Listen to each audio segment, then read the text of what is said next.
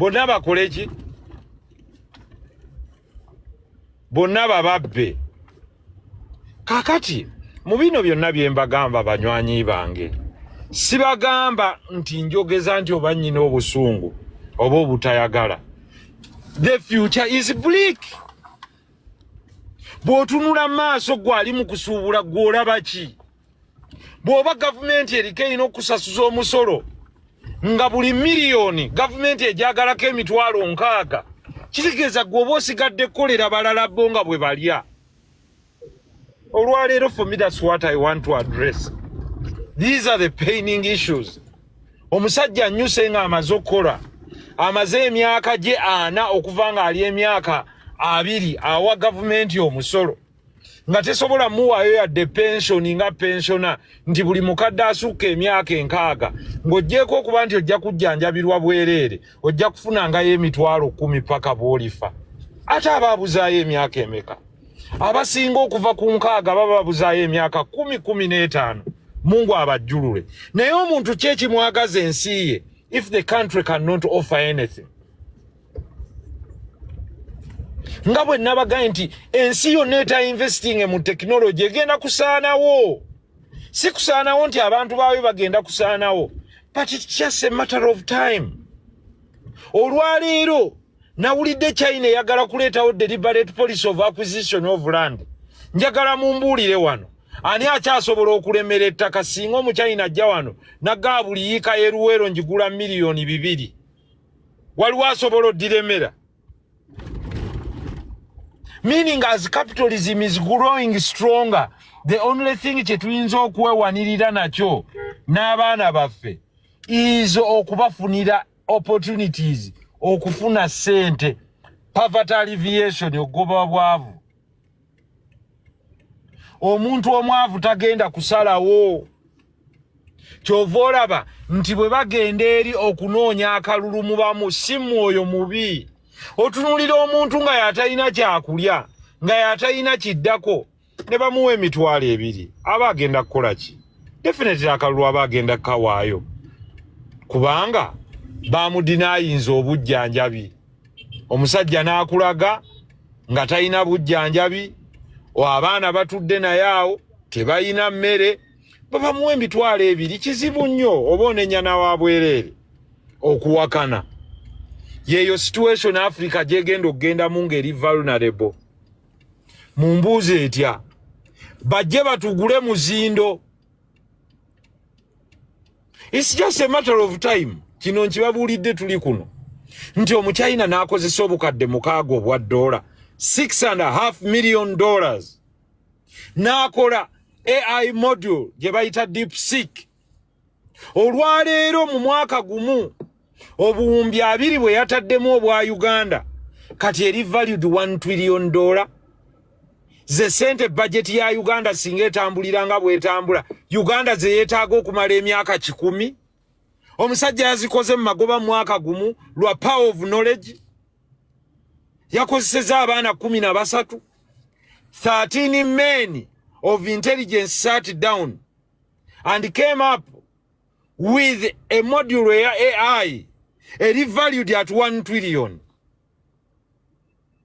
N'otuula n'okaaba nga miliyoni 5 ez'abanna Uganda tezisobola yadde kufulumya buwumbi bwa $6.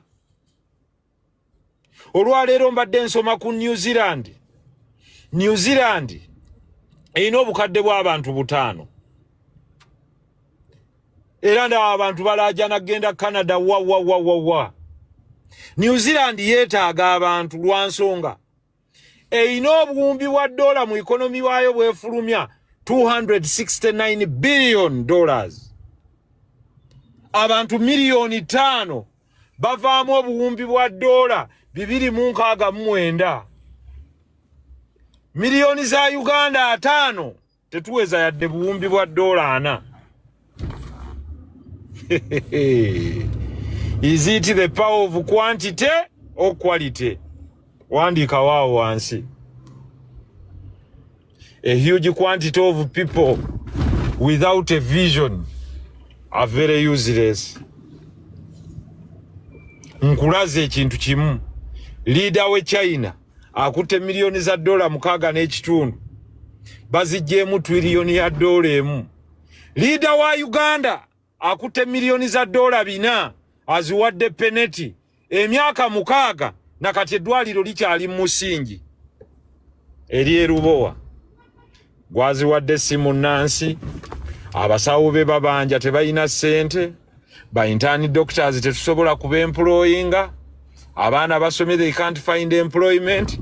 Omwaka utto obuwumbi bwa Uganda 1200 billion Uganda shillings aziwadde peneti tannavana musingi peneti akoma waasa bandala.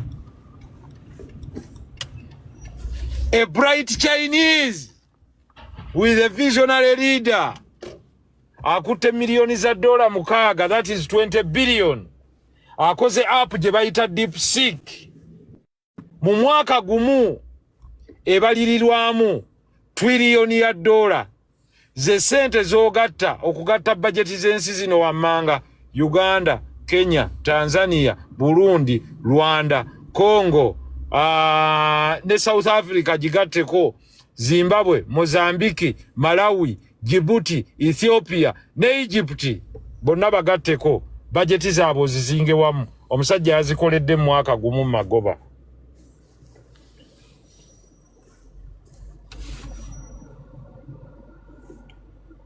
Therefore, you have to think.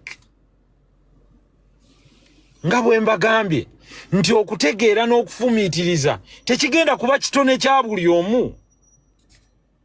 Nti ogenda kusanga omuntu omugaye nti olwo olugoye lweru agambe nze ndaba luddugavu, muyiteko muviire genda ku mulala.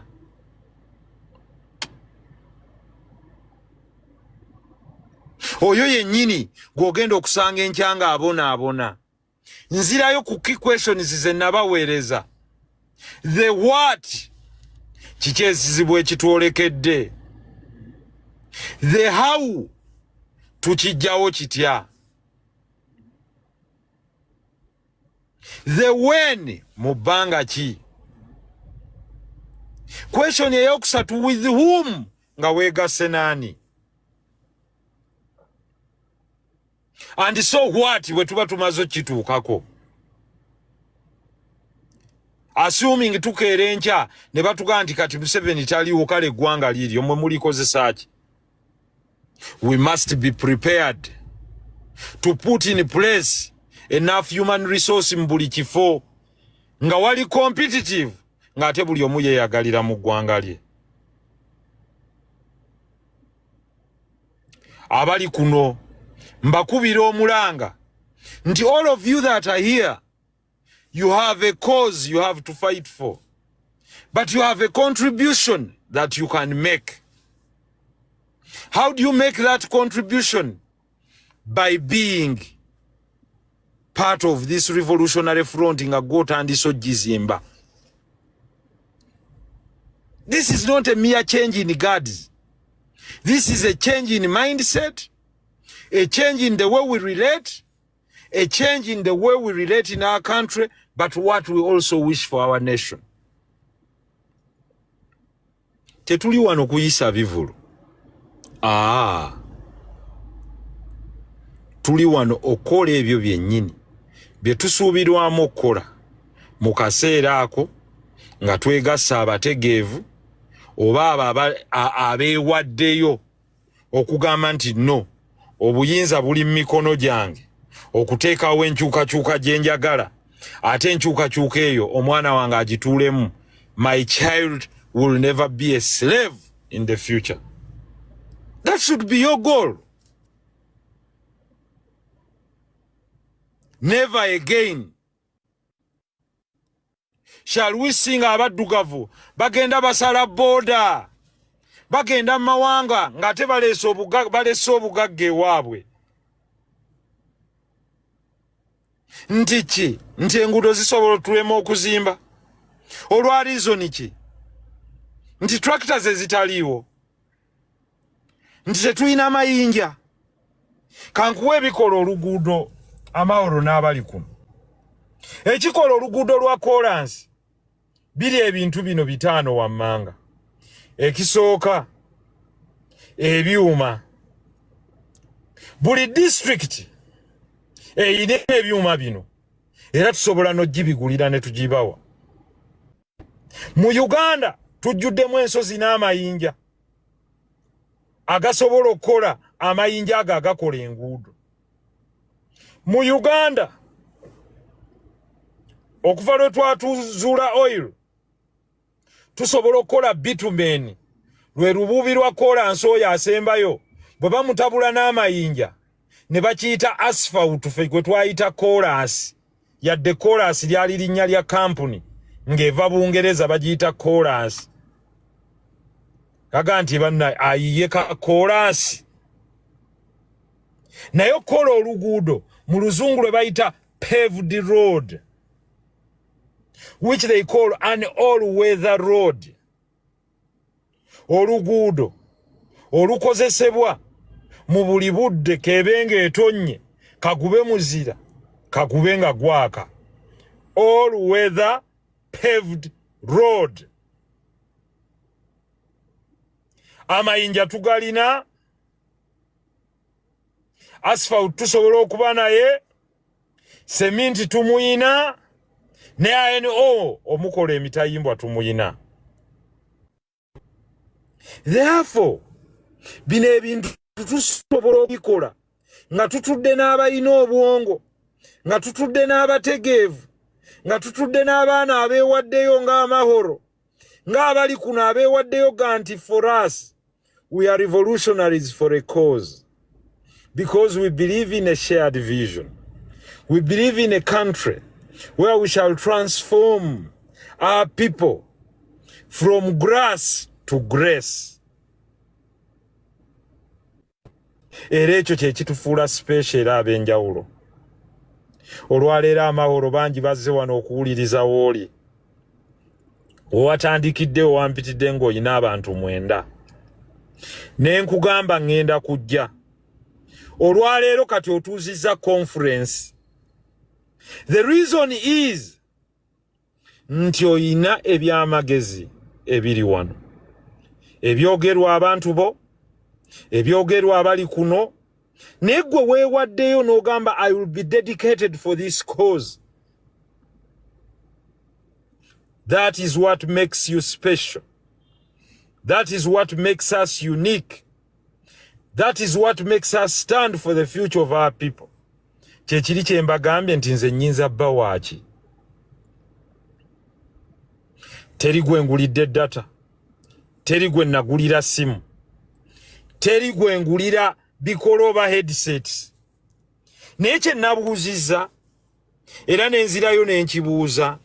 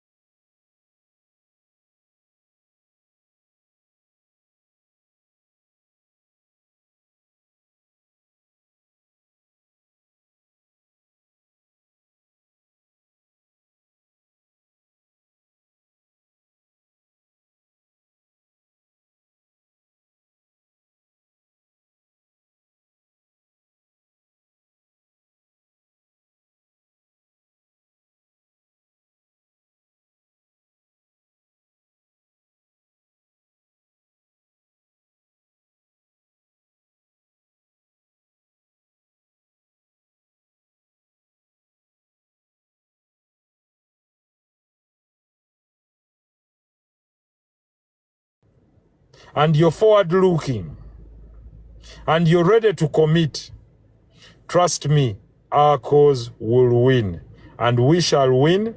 We are not going into an election as passers-by, but we call upon all the people of Uganda to address the changes that are ahead of us by coming out robustly to join the cause. So let's work together. Let's move together. Let's do the best for our country. I speak all this for God and my country. May the good Lord bless you. Naye munzikirize mbasabireko. Ayi Mukama Katonda ow'ekisa ekingi era omusaasizi waffe. Tukuteekamu ekitiibwa Mukama Katonda eyatutonda. Tukakasa nti teri kiyinza kutubeerako okuggyako nga ggwe wasalawo. Buli kimu ekyaffe Mukama Katonda wakituwandiikako. Tumanyi nti waliwo okusoomooza mu nsi muno, nti buli watugaa nti mmwe mutandike mukole. Ekyokubiri n'otugamba Mukama Katonda nti munsabe nja kubawa, munneebaze nja kubongera. Mukama Katonda tukwebaza olw'ebyo byonna by'otuwadde. Ffe baani abalamu, eriyo bannaffe bangi nga bali mu malwaliro nga bali ku bitanda, naye nga ffe otuwadde obulamu ne tuba nga tusobola okuyisa ekyokulya mu kamwa, n'otuwa obulamu ne tuba nga tetuli balwadde. Mukama Katonda n'otuwa kye tulya, n'otuwa ne kye tukola, n'otuwa omukwano, n'otuwa oluganda, n'otuwa abaana, n'otuwa abazadde, n'otuwa emikwano, n'otuwa ab'eŋŋanda. Mukama Katonda tujja eri ggwe nga ewuwo okka we twewogoma, nga tukakasa nti teri mbeera esobola kututuukako okuggyako eyo gy'oba otugeredde. Mukama Katonda tuli mamativu n'ebyo by'otuwadde, tuli basiimu nnyo gy'oli. Nsaba Mukama Katonda abantu abali kuno bonna, ab'omutima omulungi, ab'emyoyo emirungi, ab'emyoyo ebyagaliza, Mukama Katonda naye obawe kye basinga okwagala, obasitula amadaala, obawe ebirungi ebisingako. Abadde ali wansi mu kifo, omusitule w'akolera. Abadde alina obulwadde, Mukama Katonda obumusuuse. Abadde anoonya omulimu, Mukama Katonda ofune abamuteekako omukono gwo ogw'ekisa n'eriiso ly'eddungi n'okulabako okw'enjawulo, abeere ng'asobola okufuna omulimu. Abadde ayayaanira okusoma n'okumanya, afune okumanya n'okuyiga. Mukama Katonda tumanyi nti otuteereddewo kapeti abalawo tagibateeredde, otutemera amakubo abalala baba balowooza okgaziba. Ffe tetulina gye twewogoma okuggyako eri ggwe. Tuzimba omukwano guno n'oluganda nga twesigama ku ggwe, teri mulala yenna, teri kirala kyonna kye tusinza okuggyako. Tetugattako, tetulina kye tukuteekako, tuli ku ggwe Mukama Katonda waffe asobola okututeerawo embeera yonna nga bw'oba ogisiimye. Nsaba Mukama Katonda abaddu ba abali wano obakolere buli kirungi, abaana baabwe basome bulungi, otebenkeze amaka gaabwe, otebenkeze famire zaabwe, abalabe baabwe bonna be balabako ne be batalabako obabaggirewo obateeke wala. Enkwe zonna ze basitegese okubakasukira ozibazingezingemu mbulago ng'emiguwa ozibaddize. Mukama Katonda tukwebaza olw'ekitone eky'obulamu, tukwebaza olw'ekirabo eky'emmere, ne tukwebaza olw'okutuwa amagezi. Mukama Katonda tusaba ogatugaziyirize, otuteeka awamu ng'abategeevu, otusobozese tusobole okupulaningira eggwanga lyaffe lifuuke ekyo ekyeyagaza, so si ekyo ekyeneena. Tumanyi nti abalabe baffe bangi Mukama Katonda, n'emitego n'enkwe ze basuula nnyingi, naye ffe Ayi Allah tukakasa nti ojja zijjawo kubanga ggwe osalawo, bo tebayinza kusalawo. Nga bwe wagamba nti ne bwe beegatta bameka okuggyako Mukama kyaba akuwadde tebasobola, ate era ne bwe beegatta bameka okwongerako kyaba takuwadde era tebakiyinza. Tuteeke wamu mu kitiibwa, tugobeeko abawemula abaliko shaitwani, abavuma abantu n'ababavuula. Tugyemu abantu abaagala okusosola abantu mu mawanga yadde mu madiini. Tugyemu abantu abaagala okusosola abantu olw'embeera zaabwe n'endabika zaabwe. watugamba n'otulaganyisa nti watutonda mu ngeri ya njawulo ng'ekyatutonza bwe kityo kumanya kwokka. Katonda zikiriza abawemu, zikiriza abantu bonna abaliko shaitwani ku myoyo gyabwe, abaliko engene fitina, bateekemu abasigadde okubalokola n'okubalyowa emyoyo, abaana baabwe bafuuka abalungi. Kubanga gwe Mukama Katonda bwe wagamba nti olina be wakola nga bajja kuba bajeemu ng'era enkomerero yaabwe muliro. Naye ffe tuteekemu abo abagenda okubeera mu jjana Mukama Katonda waffe. Neebaza ku lw'abantu bo bano bonna era mbasabidde omukisa. Tusabira amahoro, tusabira abali kuno bonna, obawe okumanya n'okutegeera, obawe okufumiitiriza, obongera amaanyi n'ebbidi bakolere ddala ebirungi. Tusaba otuteremu obwangu mu lugendo lwaffe, otukuume n'omukwano gwaffe. Awo wenkomye mbasiibudde.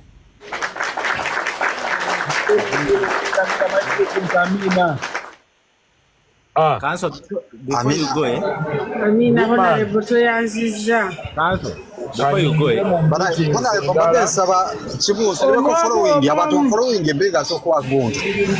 okola video lindako nga tetunavaako mubeereko. Omwami ayitibwa Frank Jones wano, nsaba tusooke tumuweeyo follows 100. Ali ku 10. Nsaba tumuweeyo follows 10. Frank Jones huyo tumuweeyo follows 10. Owokubiri Freeman yenamba bateereddeko ne Mr. Cole.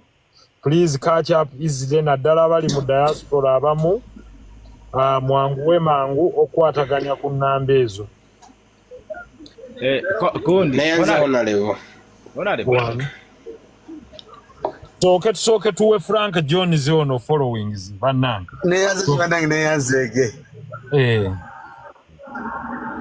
Ndi musanifuzi. Kale Frank Jones yogera nga bwe tusaba followings ezo. Bannaye mbasaba Jones tumupushing to 100 people. Neyanzege. President wange ekyamazima nti otusomesezza kino obugagga bw'otwadde obw'omutwe butuufu businga byonna. Era weebale nze onsimbye ekiso mu kifuba kyange kubanga nti oba oluusi wange mbadde mu kuno bwassemuga yaavu ngenda kufungiza. Nsaba nange bali wano message gospel tugitambuze ate ne byatuyigiriza tube nga tubinootinze tugende tusavinge gospel enjiri ya president waffe enjikira abantu ate ejja kubaganyula nnyo. Omuntu okubeera nga tubeera mu eno dependence tugojja kubeerawo obulamu ojja butambuza mu kusabiriza valiyo okugaa kusabiriza naye ate obulusi kiyinza okuyamba gwe okusunguwala obulungi n'obaako kyokola.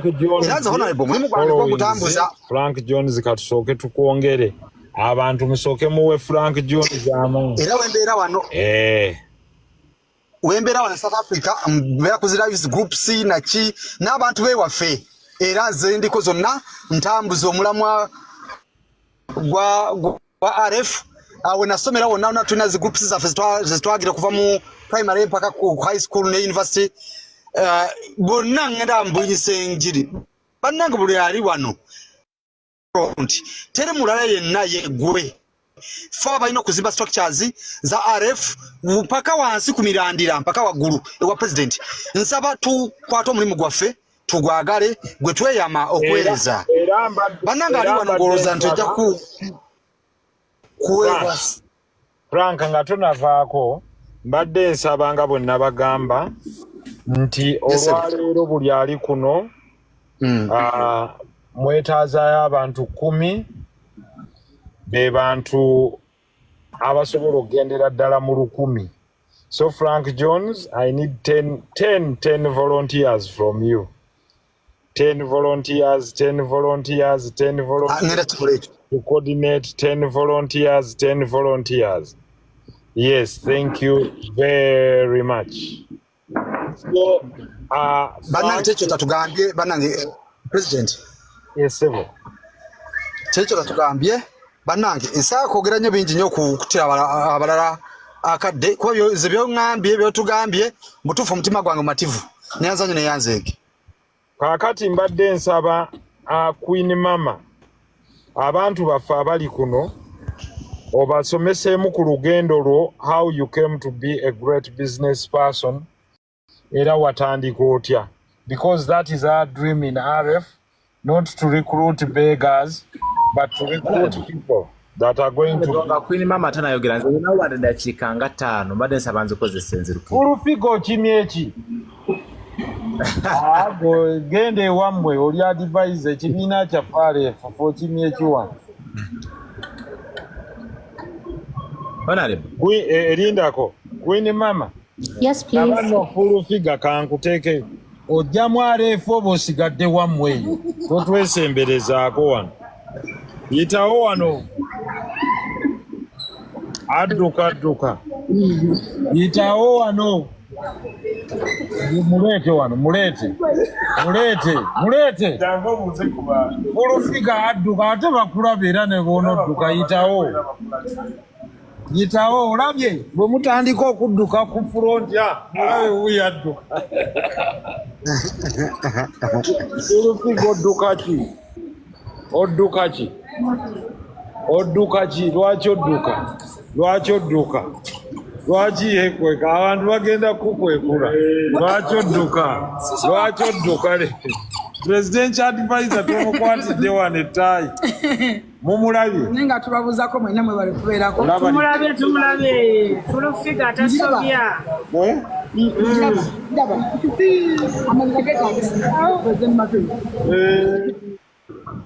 amina alhamdulillah tukwagala webale byonna byowereza eggwanga tugenda mujjayo mpola ate nze nkwagala bawadde wa bugingo nenkwagalira ddala amina munange tugenda mujjayo tumwagala nnyo naye twagala mwogereza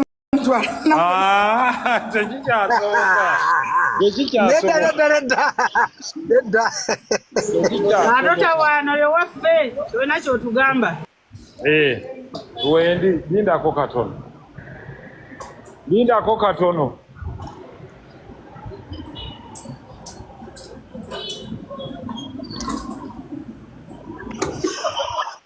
ndi ku luguudo tanaweza abantu 10 honorable yabasabye mumuwe abantu 10 bannange following bannange waliwo atubuuzeko hello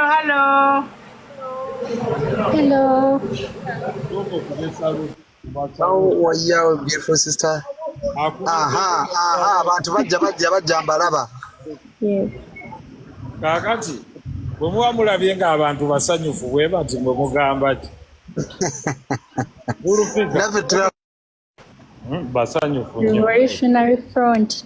bannange nze ng'omukulembeze wammwe siyinza baswaza era nyambadde bwe nti olwaleero wangi abantu kasobera basanyufu sematimu wangi honorable abantu kasaba beera basanyufu ng'oli nabo just self explanatory nti gwe president next president ate nga president anti nga bwe mulaba nnina okubeera smart nesibaswaza born sober eloquent vibrant okitegeera Kituufu. era kansooka embalageyo omukulu avudde Bukoma Nsimbi Masaka ani oyo bawebuuzeeko abantu baffe abalungi nesinga okubaafekireokomansimbi agewaddeyo kulagana nga bakuyisaani taata bakuyisaani Matimba Steven era obagamba okola ne coordinator mu Bukomansimbi yonna district ate okola mulimu kijjo era ne musuubuzi wa Mulanyi naye gwe Sematimba kankubuuza kantu kamu Sebo nze nva kawoko butenga. Sematimba nze nkubuuza okikiriza nti honorable Nsereko ye president waffe nnyo n'amaanyi n'emikono yagire okay what makes you think like that Sebo obusingi buli omu amanyi oluzungu. Mbadde neerabidde daddy. President onansonyiwa mbadde neerabidde. Ekisooka tumaze ebbanga ddene nzimyanga 10 mu goberera. Ebirowoozo bye ngolanga birina ekyo kigattako omuntu w'owansi. Amiina. Mugenda mutogikwatako engeri yateekawo. Nebona ebunambooze.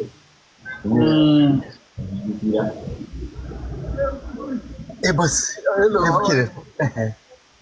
Nga bikuwa amaanyi okumugoberera. Okay. N'ekyokubiri okulumirira omuntu w'owansi ali mu bibi. Kira kusegirinya ng'emmere ekaaye. Nzuuno. Segirinya palamenti. Mukulusa Matimba. Nze ambassador wa president waffe Australia.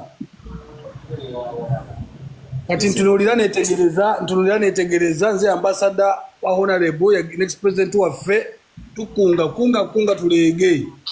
Era gye tuliko n'amaanyi. Bampise Mr. Carl. Era baganye emikono. Era Komasi tugikwasiza n'amaanyi. Alhamdulillah. Era jjo n'asobodde okufuna omusanayogako ne honorable Kisiki Lubyayi. Tegeeza ku nsonga zaffe eyadanga nti yadde aleka kutolwa. Agenda kuvaayo wiiki eno.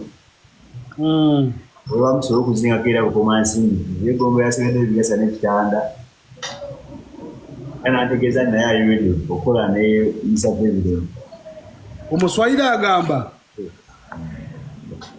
agamba tunaendelea, tunavumilia bila kuzingatia.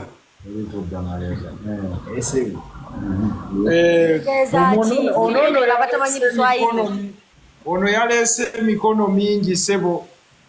Yanziza nnyo tweyanzi. Honorable birabye. Nawe onambuuza Mr. Wanji sebo nzuuno ambassador wa Australia. Onambuuza mu Australia oya. Oh, okay. Enamba ogiweereza ku eri gye ntaddeko oweereza message WhatsApp. Onzo gamba nze. Wanji? Ngenda sayo. Ngenda kikolako muzeeyi president wange. Okay, God bless you. Kale kati kankola emirimu okulaba abaliwo. Winnie Mami akwali mu mpola Auntie Jenny kwali Sugarman kwali Kanso kwali Nchili. Naye honorable wali excuse me katono honorable. Wanje. Waliwo omwama ali swidde neggulo yabadde alina ebibuuzo by'abuuza Nsubuga. Baba lwana nfuna ajja bimbuuza sole. Ne tubiwandiika Samuweya naye kati afunye mukisa gwa kubeerako tubimunnyonnyole naye nsaba Mahoro ajjukire. Enkya bw'aba alabise tusobole okubiteekako obimunnyonnyole. Ajja bagamba taliwo taggwirwa muti. Sebo mbadde njagala honorable Wanji omwami Kamanyire oyo tonamulaba.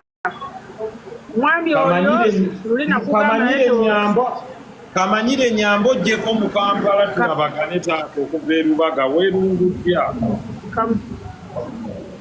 Tonamulaba nga Manyire oyo yaŋŋamba ensonga ze n'empulira nga zaayogedde za ggumba nnyo weetaaga okumulaba in person. Nsaba nkulabeko leero. Honorable nzikiriza okulaba era wendi neyanziza omukisa ngenda kulaba ntya. Neyanziza taata kakati nkolere ekintu kimu. Onyako iteko mu tawuni okube kweri enamba oweerezeeko message. Enamba tewagi Honorable. Ansooke eri kweri waliwo eriko eri naye kaŋŋamba Amahoro ajja kukuwa enamba yange Honorable, jimutere mu inbox. Jintere mu inbox naye Honorable nga sinnaba kuvaako nyina kye ŋŋamba. Tuweereza Pawulo. Neeyanzizza naye kye mbadde ŋŋamba Honorable nga sinnaba kuvaako. Juzi nagezaako okubanga twogerezeganya ku platform emu. Ebintu abantu balina ebibuuzo bingi naye bonna tebajja sobola kulaba. Abantu abagamba nti balina ebibuuzo nga baagala bibuuza Honorable si mwoyo mutukuvu nti ajja kubuna wonna. Abeere Kabaale, abeere Eggulu, abeere Australia ne London mu kaseera ke kamu. Abantu abaliwo tugezeeko okubeera nga tusobola okwanukula ebibuuzo ebiteekeddwa okubeera nga byanukulwa. Honorable tuleke kulowooza nti buli wantu wonna agenda sobola okubeerawo. Ensonga endala gye njagala otegeeza bannayuganda, omukutu gwonna gw'olabako Honorable nga kwali bw'aba agenzeeko ddala platform yaffe eno gezaako gifolowinga. Kigenda kutuyamba nnyo okubeera nti tugaziya obwongo n'abantu okubeera tulina abawerako. Ekisembayo buli muntu ayeewaddeyo okuba nti atambulira wamu naffe n'okuba nti atambulira wamu n'omukulembeze ono. Omukulembeze waffe ayina obusobozi na buli kimu naye tasobola kweronda yekka n'ayitawo. Nabagambye nti tutwale obuvunaanyizibwa, endowooza yanjagalayo sukaali, njagalayo sabbuuni, njagalayo ki, yonna tugijjeko ebirowoozo. Era bw'oba oli ku platform eno obanga owulira eddoboozi lyange nga nsereka omwagala lwakubolooza nti agenda kuwaayo sukaali oba sabbuuni oba airtime, sooka okyuse endowooza kubanga ajja kubikuwa osigale mu bwavu ebbanga lyonna. Ekyobugagga kyayina magezi. Amagezi bw'abanga agayina ge gagenda okuwa independence kubanga akulagiridde ky'ogenda okukola. Bw'onookola kyakugamba awo tugenda sobola okuba nga nze naawe tutambulira wamu. Ne bwe tunaamwagala nnyo naye nga tetumunoonyezza kalulu ngera tetugambye bantu balala birungi bye, tugenda kuba tumaze budde. Njagala buli w'okomawo ng'omulabi ojje ng'olina be wayongeddeko ku baabaddewo. Era nga bwazze bw'ati ayina ebyokkola naye afisizza akadde n'ajja. Naye mu live esembayo waliwo kati obuulidde bameka era otwongeddeko bameka. Kye kisinga obukulu. Twagala value addition mu mutambuze nga Ssenyiga obenga buli lwojja ng'obaayo n'abantu abalala be wavubye. Twagala kati accountability. Buli wajja ku live obenga otugamba nti nayina 10 kati nyongeddeko 3 kati nyongeddeko bwe bati. Nze kyensinga okwagala ne bwana atugamba ebigambo nga birungi bitya naffe tutegeera obulungi bwe naye nga tetumutegeezezza balala. Nene ndowooza abalokole bwe baba babuuza ebibuuzo tebabibuuza Yesu Kristo, babibuuza basumba n'abagobereza abalala. Kati ffe abaliwo abamuliraanye tutegedde kyali era tutegedde kyagenda okukola. Tuleke mujuliza buli muntu nti Honorable gundi ayagala kukubuuza. Ebibuuzo tubyanukule ffe abamubeera okumpi tubimanyi. Yesu Kristo bwe yaliwo be yabeeranga nabo baamutegeera ne babuulira enjiri mu bantu abasigadde. Tebagamba nti katuyite Yesu omubuuze. Wabula kati tuteekeddwa okukola ono naye nga bw'abadde naffe ebbanga tumujje mu ndowooza. Mmanyi abantu abamu kati balina bugumu nga balina omukwano kwegamba ogutali mutuufu. Abasinga balowooza nti kati guno muyembe gugenda kunkumula emiyembe balonde, naye emiyembe bw'ogironda ogenda kukkuta enkya ku macenjala ekulume. N'olwekyo mbasaba nga nfundikira nti buli muntu yenna buli w'olabawo Honorable ngazze nga bw'otakyayagala abeere ku ddala lyabaddeko agende ku bwa pulezidenti jangu nga n'accountability ne bw'oba togituwadde kubanga olunaku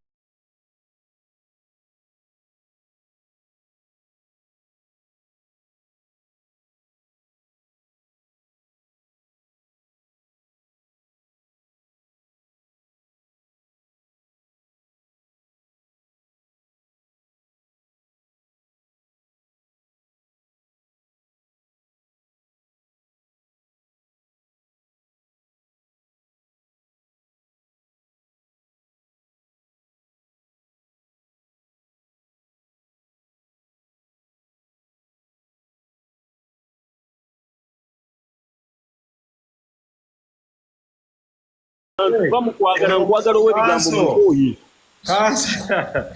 Kanso nsanyusa okulaba kanso kanso bamuteekeyoko mu kinene. Kanso y'omu ku balo y'aba Dr. Kiza Besigye kimu kanso okusanyusiddeko. Honorable Nansoni wandiwaka mbadde sinnavaayo. Tewali buzibu. Mpozi nze njagadde kuyizinga ensonga bbiri. Ensonga ebintu ebimu abantu babiwala nnyo. Kanso babuulire gwani n'ekyokola bambi kiba fair. bayirawo abantu abamu balaba ekigambo kanso tebakitegera. Ndi munnamateeka, ndi omu ku balooya ba Dr. Besigye. Honorable ono mukwano gwaffe tukola naye muntu waffe nnyo. Honorable amanya nze nasaasira ddaani abantu ndowooza bagalabye. Ensonga zendese ziri bbiri oba enkulu ennyo eri emu.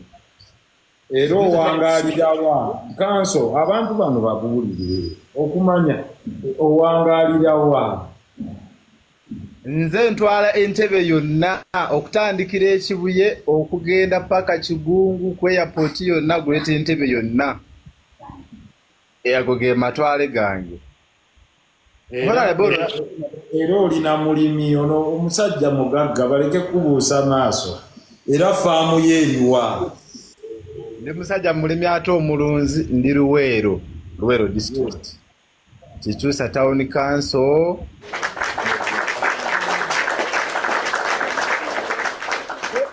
Ku nsonga ya Honorable ono nze abantu abamu ebyobufuzi ng'oggyeko ku byobufuzi nze ngoberera Honorable ono okuva mu mwaka gwa 2011.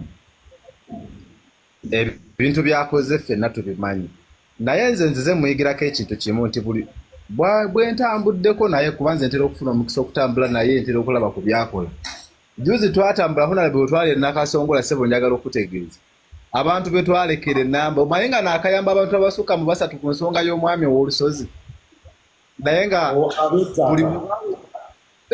we baawulira nti bwe yawulira nti Honorable yabadde wano n'atulekera ennamba n'alekawo n'ennamba z'abalooya. Omanyi nga yakuba olukuŋŋaana n'ayita abantu n'agamba mujje temuddamu kutambuza mawulire ensonga eyo ngenda gikola. Okimanyi omusajja n'aterera kati abantu basanyufu ku lulu bakubira amasimu nga basanyufu. Kati yabasasula. Yayita olukiiko n'ayita ne chairman 5 n'ayita ne RDC ne nawuliddeko ne minisita obaani gwe yayise bajje bateese abantu tebaddamu kutambuza amawulire kuba bamanyi nsereko gwe bagerako nti nsereko bwayingira mu nsonga ziba nsonga. So ekyo njagala tukwebaliza olw'omutima ogwo. Then n'abantu abali kuno mulina point gye mubadde mwogerako ey'okugamba nti buli muntu aleeta abantu 10. Abantu 10 ekisooka kya byonna. Abantu 10 buli ali wano alina famire mwava. Kyekisooka. Buli ali wano alina taata, alina maama, alina bajjajja. Nga tonaba okunoonya abantu 10 okuva from nowhere. Sooka olabe mu famire mwennyini. Nga tonaba kulowooza balala bonna nti obanja kubajja mu famire mukka. Bwe waliwo kati ndaba omukyala nga Amahoro alabika mukyala mufumbo. Omwami wo saidi y'omwami. Ogenda kunzika ng'omuntu omoze wano n'abantu 50. Nze kanso we n'aba nnyina abakirayanti bameka nengatako abafamire. Nze nganze ojja kunsanga nyina abantu 5 oba 2. Ekintu kino tuleke kukirabira ku nsereko nga y'omuntu. Naye naffe ngaffe tusobola okupushinga ekintu kino from 0 to hero. Ate nga kisoboka kuba ffe tubirabye nga bitandika netubiraba gye bikomekereza netubiraba gye biggwera. It is we ababitandika ate ffe tukisuula.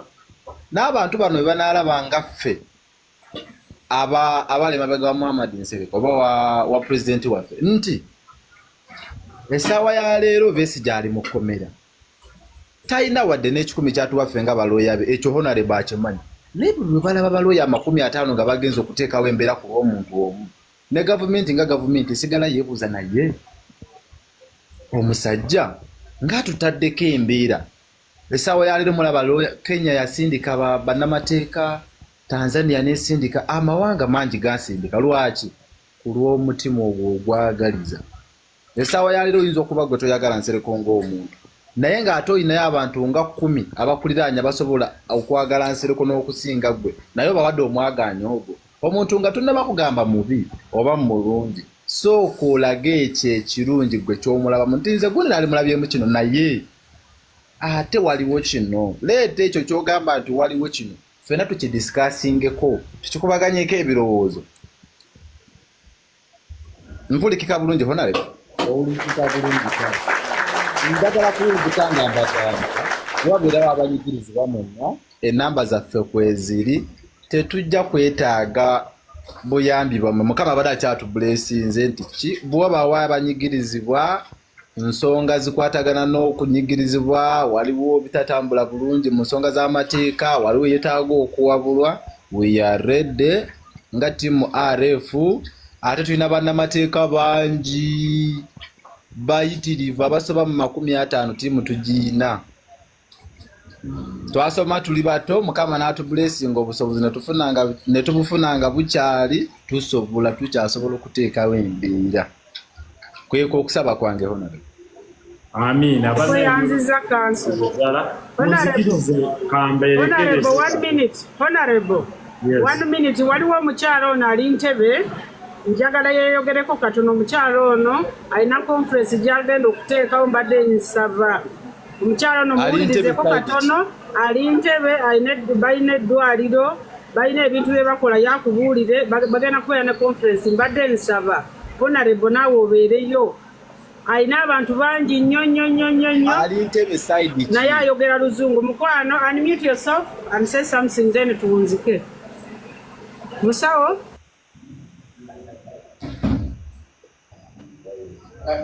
Musawo, are you ready? Anti bye buzibu omuntu omulese waggulu ate ye mute. Musawo, please. Hello, good morning. Hello. Yes, please. Yeah. Good afternoon. Good afternoon to you. Thank you so much. Thank you. Thank you, everyone. Honorable, big ups. Sometimes I follow you up. I'm very much inspired, and I hope you have a very bigger vision for Uganda. So this is Mary Judith, psychotherapist. Yesterday, actually, I happened to have a talk on the life of Amahoro, and I was really very grateful that so many people were able to pick. I'm sorry, I'm going to use English.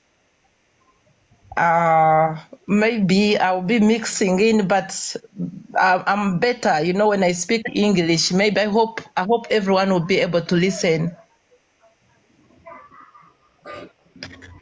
Yes, like the way Amahoro has told you, we have organized a conference, and this is a conference targeting parents. It's a parents' mental health conference. And why did we come up with that parent mental health conference? Honorable, we are here. We see young people around. I'm sorry, sometimes, you know, I'm so direct, so you will forgive me. You've seen young people on media naked. I would really say really naked. Sometimes if someone comes up on the media in a knicker and in a bra, isn't that person naked according to African culture? So we've seen them, we've seen young people, you know, using drugs, and some of them actually are reporting with, you know, a lot of depression. We've had a number of young people who are committing suicide. You know, only that mental health has not been so much, you know, acknowledged in the government. I don't know the plan you could be having for us, because as I talk right now, in Butabika, we are supposed to be admitting 550 people. So far, we are in 2,000 patients. Patients have nowhere to sleep. They are really struggling. So mental health has a little bit been ignored, yet it is a pandemic that is eating up people slowly but surely. So we are trying to reach out what we can. We are trying to do what we can without blaming or judging anyone. We've been reaching out in schools, but you cannot imagine what is happening in schools. Young people are just quiet over the situations. They're eating them up, and they have no one to talk to. So we realized that most of these challenges, also having been working in rehabilitation centers as well, I have noticed that a number of young people are using drugs. And why do they use drugs? Drugs is not a problem. It's just a symptom of what is going on within the life of these people, within the lives of these people. So we've come up with programs. Of recent, we had a very big conference for young people, adolescents, because we realized that those were the most affected adolescents, and we're also going to organize for the youth. But we realized that some of these challenges that young people portray, they come from families. Most of the challenges come from families, the way they are parented and so forth. So right now as I talk, I think I told them yesterday that I have a patient. This patient is a young girl who is actually soon reporting back to school, but because of different issues that she was going through, just due to parenting, she has not been able to report back to school. So what is the issue? This is a young girl who has been pampered, given everything that she wanted. And this time, you know, whenever a mother promises, she's able to fulfill. This time, the mother promised her, if she performs better as she's joining Senior 2, she's going to buy her an iPhone of 7 million. You can just imagine an iPhone of 7 million, a young girl of Senior 2. And this time, when time came, the parent was not able to fulfill the promise.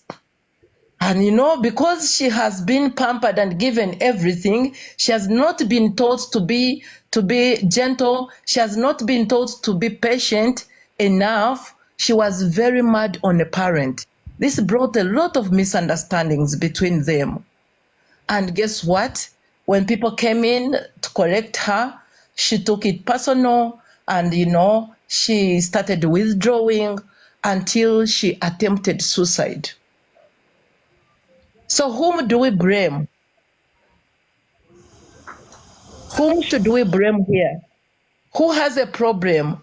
That's why I said we need to reach out to parents. Some parents think that what they are doing is the best, yet, you know, young people have been, yes, parents, there are parents who have money and they're taking their children abroad in international schools and everything.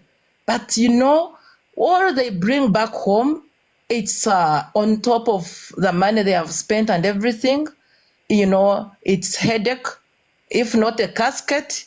And you know, most of them have been actually in the rehab. Those are the ones who can be able to afford. But we have so many who are struggling on the street and they cannot afford actually being in a private, you know, facility. So we are looking forward to have parents and have a dialogue with parents, see how best for us as Pax Mental Health Care, we are actually looking at, you know, early intervention before people are worse, are severely sick. They bring people who are already off, who are already impaired, who cannot be able to explain, who are not able to talk about the situation.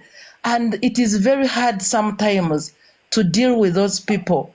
So we feel we need to come together with your support, Honorable.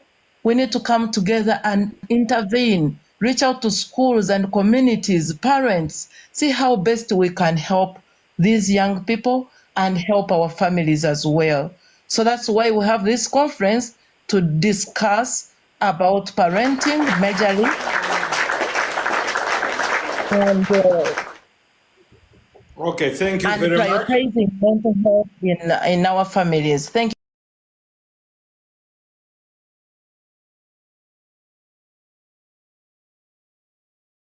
On the social life of the people. Like you've said, we don't have enough mental health facilities. You're very right. Butabika was built in 1955. When the population of Uganda was just about 5.8 million to about 6 million, estimation. Before Uganda even got independence, abazungu abaliwo bakimanya nti there will be mental health problems ne bazimba eddwaliro ly'abantu abasobola okufuna obuzibu ku mental health. Today, omuntu okuyingira mu mental health private facility olina okusasula not less than 1.2 million shillings per month. Oh yes. Oh yes. Ezo ze zimu ku challenges. So ate singa tulina free health care insurance, nti omuntu ono kale tukkiriza nti abo bajja kubaayo naye buli maka singa gabadde gasasula omutwalo gumu nti omuntu ne bwalwala nga yeetaaga mental health care ezo mental health care clinics zandibadde zibaawo nga tebweraliikirira nti omuntu bajja mujjanjabisa miliyoni emu n'okugenda waggulu. Abantu baffe bwe tubagamba nti Revolutionary Front thinks larger, thinks bigger, thinks for the wider population. Bajja genda bakitegeera mpola. Pax, I'm with you in this. I know it's a huge problem, but I can tell you tugenda kulwanyisa ekintu ekiyitibwa ebiragalalagala n'enjaga. The moment we get power, tugenda kulwana. Teri nsi nkibaddiramu egenda kugaggawala ng'erina bayaga.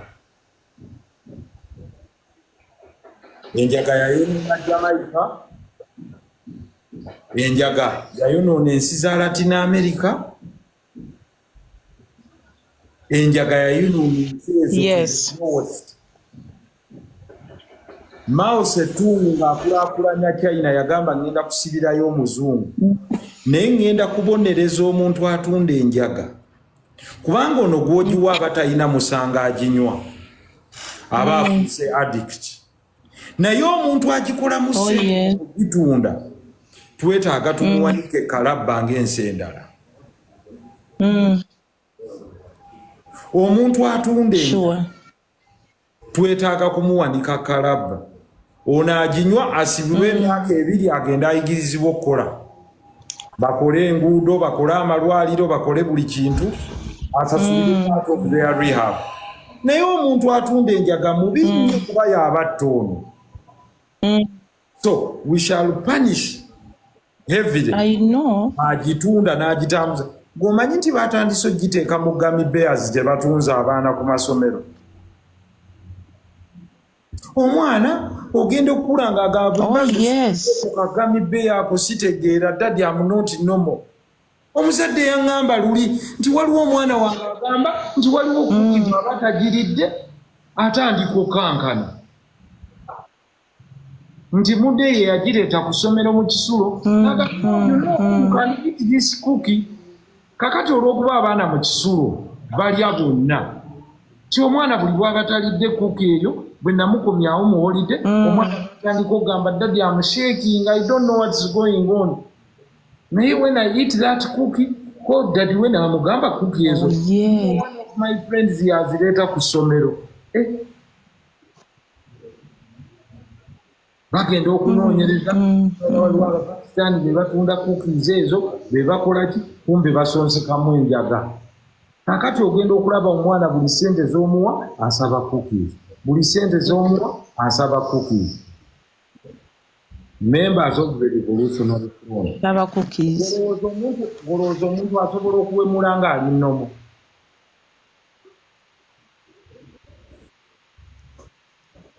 Omuntu awemula aba nnomo. Mumuyinza okuba mulowooza nti ebintu bino byonna ebigudde mu society. It's a problem of drug abuse. Not really. Omwana wako. Kubanga abatalowooza nti vidiyo eno singa bagikomezaawo abaana bange mu future egenda kutunula etya.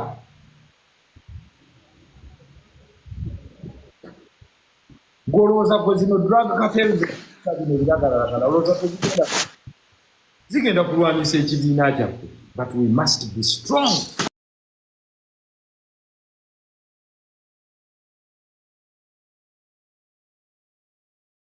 We do it for our country. We want to liberate it. Tamani compromising. Sure. One way I can ambush and honorable. What is it? One.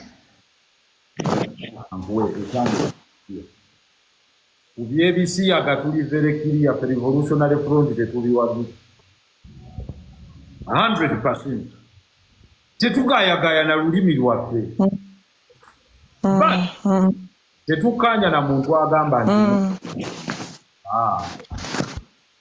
they are right to be alive, babeere balamu tubalyowe emyoyo naye tubawakanya. era tetuyinza kuwagira babipromotinga. No, it is not part of our culture. We are unique in our own nature because it will destroy the very fabric of family values, and that is what we stand for. Marriage as prescribed the union of man and woman, of male and female.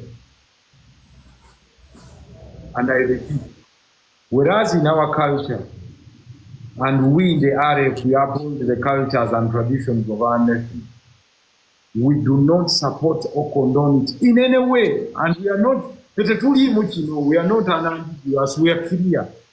But we also say their right to life is not negotiable. We are not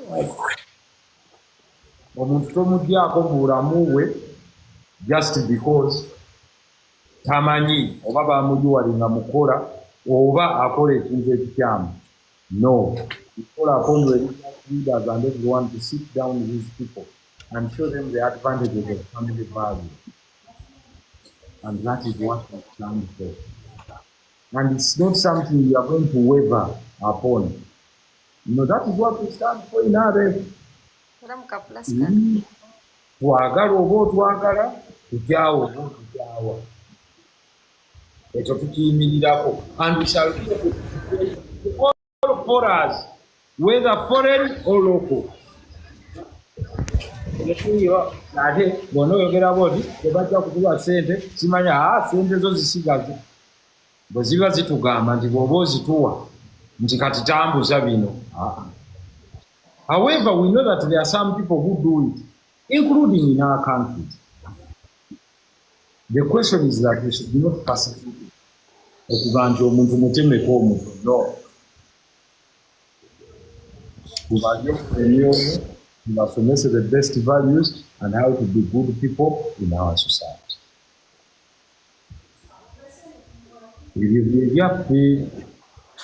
Byaffe birikirira ng'omusezi agula essowaani.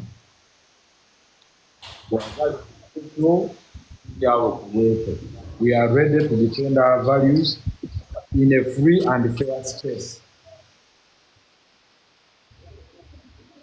So, nzikirize, mama nzikiriziganya naawe, if a country wants to get spoiled, giwe njaga. Buli nsi etambulira ku bintu ebiri egenda edikirayininga. Ebiragalagala bifaananako bwe. Banaye kambaleke, addewo omulabye naye azze wali. Honorable, before you go, will you be able to make it and at least be?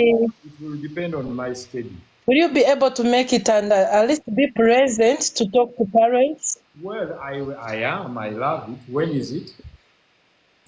Mbade mbuza ali side ki omukyalo no wabali ntebe. It's on my team. It's on 14th to 15th. Pax Yugaman is there.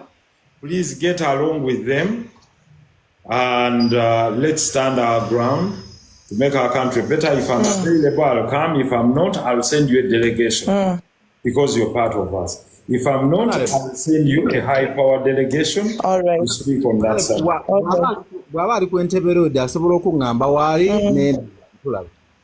So, tubaagala nnyo, tubaagalira ddala. Thank you. Queen. Okay, so let's go. Why I would like, thank you, Pax. Let me hear from Queen. Uncle Tadeo naye kwali. These are people that can have inspiring stories for people who want.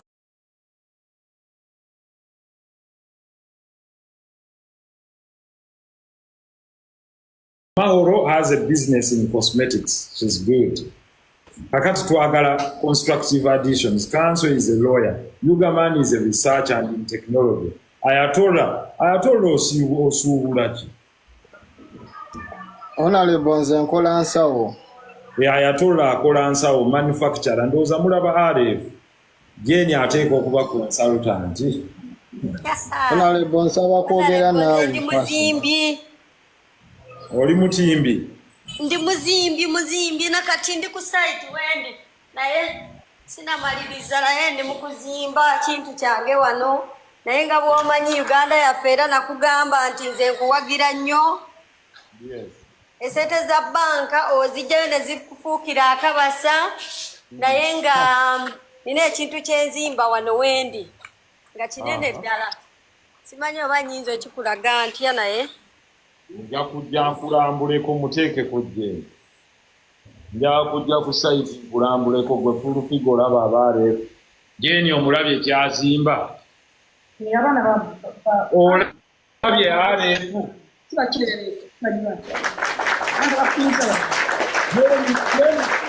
kamera tulambule projekiti Jeni nkulaba Jeni eyo ye projekiti yo ya projekiti yange honorable apartment ziri mmeka nganda ziringa 20 nedda ntono nnyo honorable ziri 8 naye nawo side emu ya 3 bedrooms inako ne 2 bedrooms as a side wanani soko obuwo galolaba RF nagamba tugenda kugatta ekibiina kyaffe tugenda kuteekamu bategeevu kati oyinza osanga Jeni ngawe mula ayina obudde obwo sisobola era nyina ekibiina ky'abakyala 15 baneiba bange wano bonna nabagendamu ne mbabuulira tujja kwetaaga omuntu mpakuŋŋaanye taddeewo wuuyo muleete naye waggulu genda mu maaso taddeewo yamperezaayo emitwalo 2 wuuno taddeewo namulabira namuwulidde ng'omwogerako honorable atunda kasooli wuuno ajjaawo obujulizi taddeewo omulabye amahoro sinamulaba kakuwa bwa moderator muteekeko wuuno wenyini wuuno taddeewo ali awo buli omu amulaba taddeewo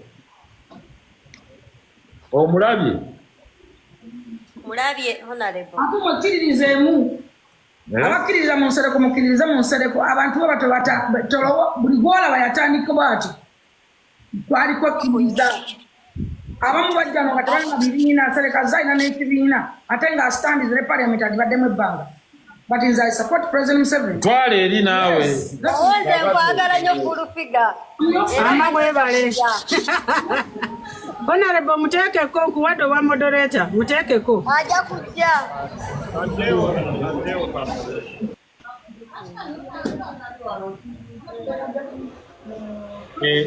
kitegeeza fulufiga atulaavinga twakuba eri awagira atwagala nange nkimanyi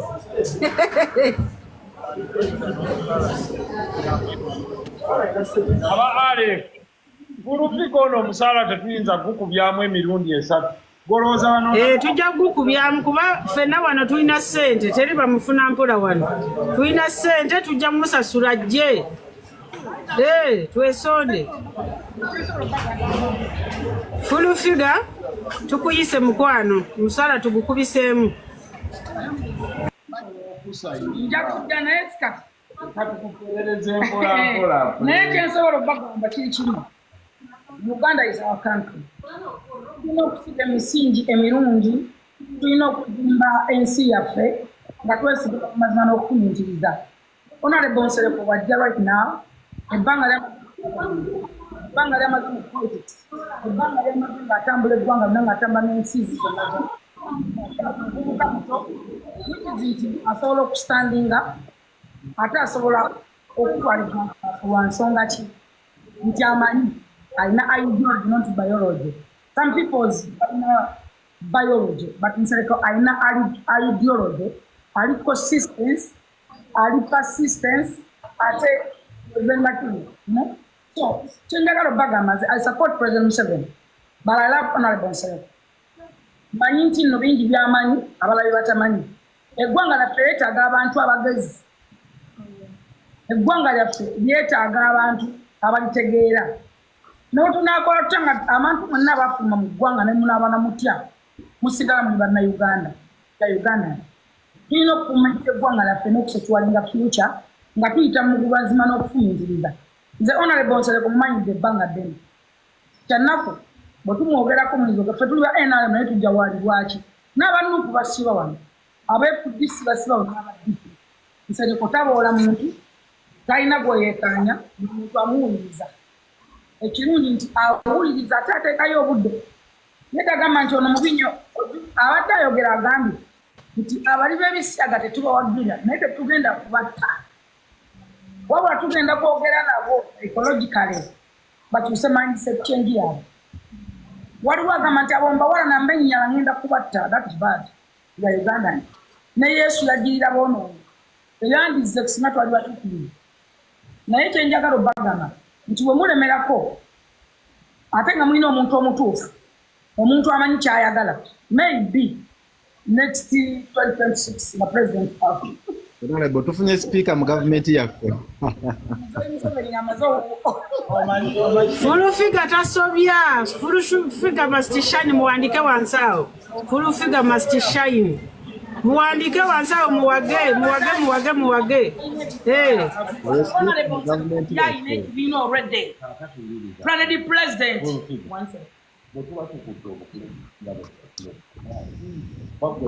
Webale naye twagala okyuke tukwagala naye webale kwagala Nsereko webale n'okwagala Pastor Bujingo si mu bubi nze nabagamba Bujingo tasobya Nsereko tasobya okitegera ekintu ekyo wangi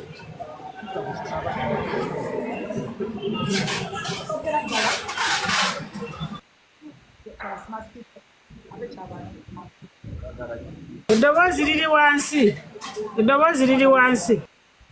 Ekyokwagala ekifo. Kandyongeze. Ekyokwagala ekifo si ekikulu. Notwandikuwadde kibuvunaanyizibwa twandikuwadde. Obuvunaanyizibwa bakumagwanga bafenga by'esekula. Kati obuvunaanyizibwa ki bw'osobola okukola mu gavumenti yo? Obuvunaanyizibwa bungi buli Uganda buli Uganda waali. Buvunaanyizibwa bw'okukuuma eggwanga nga kati government president advisor kati eyaffe eddako tukuwe buvunaanyizibwa ki? Eyammwe eddako egirendeka angirambira ne musaba. Kaakati singa agenze you see saagala obeere nekiri ekya Museveni because singa agamba enkyatadda nze ni Museveni mukisi anti singa agamba enkyatadda naye kwagamba ntadda Nsereko oba mumaze kakati tutandikira awo kakati singa muwango singa omuwangudde nze njagala kubeera awo mu finance awo sente zaffe weziyita nezikola ebitagabira I don't want to know, but njagala kumanya nti sente zino zigenze wano kituufu zaakoze ba tezakozeewo njagala kubeera kalondoozi mu njagala kubeera nampala ku gurawundi mu bantu bafumiza biliyoni meka zaakoze oba tezakoze lwaki kino tekituukiridde bwekiti manyi president Museveni good and well akoze n'ebingi ate ebiganye sigamba nti buli kimu kiri perfect nga newankubadde akoze ebirungi bingi naye nga waliwo ebikyalumira olw'okuba nti president alina abantu baludde nabo waliwo abantu kakati no olwo tukuwadde mu finance nga gy'oli kati sooka tuulamu awo ng'owa finance ntule ng'owa finance kati otudde ng'owa finance bwebaba yogera eby'eggwanga yes finance wandiyagadde okukora otya omukyala full figure nakangubi alondola ensonga za finance alondola ensonga government ya revolutionary front olwo ewangu kuno kugezesa ni mwagizi wa Museveni nekatuogerako eby'eggwanga ng'owa finance oba alondola finance kuba mulamuzi taswaki tasobola kakati nsooka nenvaayo tasobola tekugamba muyaffe atandika mu revolutionary awo okawulira genda ku RF olwekuwadde ekifo muddeyo kwogerako ery'eggwanga tambula bannayuganda mwena mbabuzaako nebagamba nti mwebale kubanga muli balamu n'okwekuumira mu ggwanga lyaffe Uganda namwena abali diaspora abali ebweru w'eggwanga lyonna tubategeeza nti ekibiina kino kya Honorable Nsereko okuba ekyatwala obuyinza tugenda kukkiriza kudibuda ssente yamwe wa musolo tugenda kukkiriza buli ake n'obuli bw'enguzi tugenda kukkiriziganya kubeera nga tuwoolagana mawanga ne madiini tulina okuba nga ffena tuli kyenkanyi buli ekikolebwa nga nekikolebwa newalala kyenkanyi Tetugana tukola enguudo zibeere enguudo. Tetugana tukola amasomero gabeere masomero. Tekuliko ko kabira nti oba kino olwogera wa finance. Kakati gwe wenna akutte alina contract, make sure nga contract yokutte o making sure nga kiwaleeta ku meeza kyebaapuruvinga kyoko. Lesebo. Naye kati natuuse ndi RF taata. Taata nsanyisa okulaba n'okuwulira. Nkugoberera nnyo okuva ku bya Hajji. Omusajja asooka okunjagaza. Lesebo. Yali mindset. Lesebo. Mindset yakunjagaza nnyo nange nali nkumanya okuva edda kubanga nkuliddawo ensambya. Lesebo. Naye okuva mindset lwe yakunjagaza nindabye byakolera Hajji. Honorable ninkwagala nnyo mbulamu bwange. Weebala okubeererawo Abannayuganda. Amina sebo.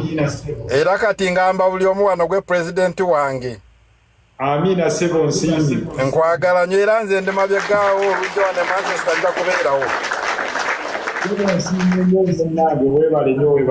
Nja kuleka buli kimu kyonna kyenkola ndina okubeerawo ku lulwo tulina okutwala ekibiina kyaffe mu maaso. Sebo nange nkuwaddeyo obuvunaanyizibwa bw'abantu abalala 10. Nja kubanoonya ne bw'oyagala nkaaga nja kubanoonya. Abali e Manchester awo. Manchester, Leeds, Newcastle. Sebo. Ngenda kunoonyeza taata. Era nkuwadde obuvunaanyizibwa okulembera ekisinde kya Greater Manchester. Sebo ne yanziza nnyo Honorable. Liverpool ne Midlands awo wonna. Awo maze. Sebo ne yanziza nze nsinze omuntu asinze nnyo okunjagaza nnyo era njagala kumusiima nga siina bugalukiro ye amahoro. Mukwano weebale nnyo mwana wa maama. Ninkugonza muno. Enamba okay. Tujja kugatta ku tiimu eyo. Taata. Eri mu kuorganizinga conference yaffe ey'omu July. Okay, +44. Wandise +44. 74. +4474. 94. Ndako. +4474. 94. 699. 119. 119. Banango okikolete. Nze taata era wano neyita ambassador wa RF kati okuva tongoza olwo olunaku. Sebo. Mbadde nteekako nze ambassador wa Honorable wane Manchester. Sebo nsanyuse okulaba Sebo. Nze nsinzeeko Honorable. Amanya bampita Robert Kaboneke. Taata.